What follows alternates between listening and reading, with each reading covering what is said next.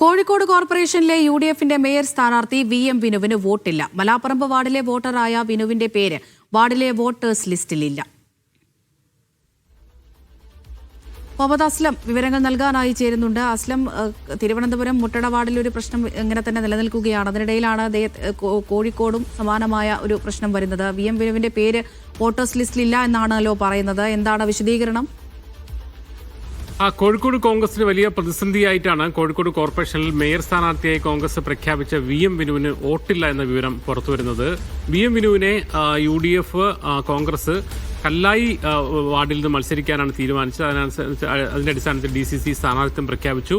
അവിടെ പ്രചരണം തുടങ്ങി. എന്ന് മാത്രമല്ല, കോർപ്പറേഷന്റെ തന്നെ മൊത്തം ഒരു പ്രചരണത്തിന്റെ ഭാഗമായിട്ട് റോഡ് ഷോയും കോഴിക്കോട് നടത്തി. കാരണം മേയർ സ്ഥാനാർത്ഥിയായതുകൊണ്ട് തന്നെ ആ അർത്ഥത്തിലൊരു സ്വീകരണം നൽകി മുന്നോട്ട് കൊണ്ടുപോകുമ്പോഴാണ് അദ്ദേഹത്തിന്റെ പേര് വോട്ടേഴ്സ് ലിസ്റ്റിൽ ഇല്ല എന്ന വിവരം വരുന്നത്. നേരത്തെ തന്നെ അദ്ദേഹം വോട്ട് ചെയ്ത ആളാണ് എന്നുള്ളതുകൊണ്ട് തന്നെ വോട്ടേഴ്സ് ലിസ്റ്റ് ഉണ്ടാവും എന്നുള്ളൊരു പൊതുധാരണയുടെ പുറത്ത് മുന്നോട്ട് പോയി എന്നാണ് മനസ്സിലാക്കാൻ കഴിയുന്നത്. ഇപ്പോൾ നമ്മൾ കാണുന്ന ദൃശ്യങ്ങൾ എന്ന് പറയുന്നത് DCC ഓഫീസിൽ പ്രധാനപ്പെട്ട DCC പ്രസിഡന്റും KPC ജനറൽ സെക്രട്ടറി ജയന്ത് ഉൾപ്പെടെയുള്ള നേതാക്കളും അതോടൊപ്പം തന്നെ വി.എം. വിനു ഒക്കെ തന്നെ ചർച്ച ചെയ്തുകൊണ്ടിരിക്കുന്ന ഇതെങ്ങനെ കൈകാര്യം ചെയ്യുന്നതിനെ കുറിച്ചുള്ള ചർച്ച ചെയ്തുകൊണ്ടിരിക്കുന്ന ദൃശ്യങ്ങളാണ് നമ്മുടെ മുന്നിൽ വരുന്നത്.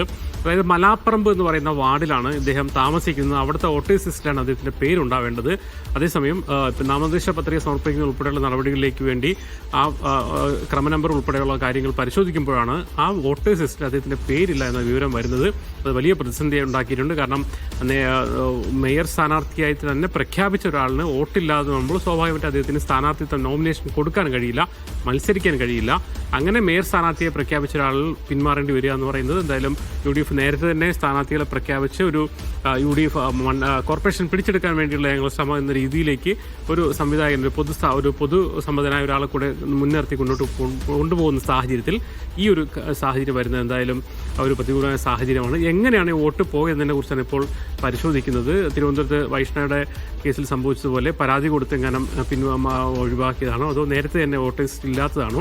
സപ്ലിമെന്ററി ലിസ്റ്റും കൂട്ടിച്ചേർത്ത ലിസ്റ്റും പുതുക്കിയ ലിസ്റ്റെല്ലാം എല്ലാം വന്നിട്ടുണ്ട്. അതിൽ ഏത് സാഹചര്യത്തിൽ അതിന് വോട്ട് നഷ്ടപ്പെട്ടതിനെ കുറിച്ചുള്ളൊരു പരിശോധനയാണ് ഇപ്പോൾ നടക്കുന്നത്. അതിനെങ്ങനെ നേരിടാം എന്നതിനെക്കുറിച്ചും ആലോചിക്കുന്നുണ്ട്. ഏതെങ്കിലും തരത്തിൽ വൈഷ്ണവെ പോലെ ഏതെങ്കിലും പരാതിയുടെ അടിസ്ഥാനത്തിൽ ഇത് തീരുമാനമാണെങ്കിൽ പക്ഷേ ചലഞ്ച് ചെയ്യാൻ കഴിയും, ഹിയറിംഗിൽ പോകാൻ പറ്റും, അല്ലെങ്കിൽ കോടതിയിലേക്ക് പോകാൻ പറ്റും. അങ്ങനെ അല്ലാതെ വോട്ട് ഈ ഘട്ടത്തിൽ ആദ്യ കരട് പട്ടികയിൽ തന്നെ ഉണ്ടാവാത്തതാണെങ്കിൽ ഒരുപക്ഷെ അദ്ദേഹത്തിന് സ്ഥാനാർത്ഥിത്വം മാറേണ്ടി വരും, അല്ലെങ്കിൽ മത്സരിക്കാത്തൊരു സാഹചര്യത്തിലേക്ക് പോകേണ്ടി വരും. എന്തായാലും എന്താണ് കോൺഗ്രസിന്റെ തീരുമാനം, എങ്ങനെയാണ് വോട്ട് പോയ സംബന്ധിച്ചുള്ള വിശദാംശങ്ങൾ ഒരുപക്ഷെ അല്പസമയത്തിന് തന്നെ മാധ്യമ പ്രവർത്തകരുമായി അവർ സംസാരിക്കുമെന്നാണ് കരുതുന്നത്. എന്തായാലും DCCയിൽ നന്ദഗോപാൽ വെയിറ്റ് ചെയ്യുന്നുണ്ട്. അതോടൊപ്പം തന്നെ വി.എം. വിനു അവിടെയുണ്ട്.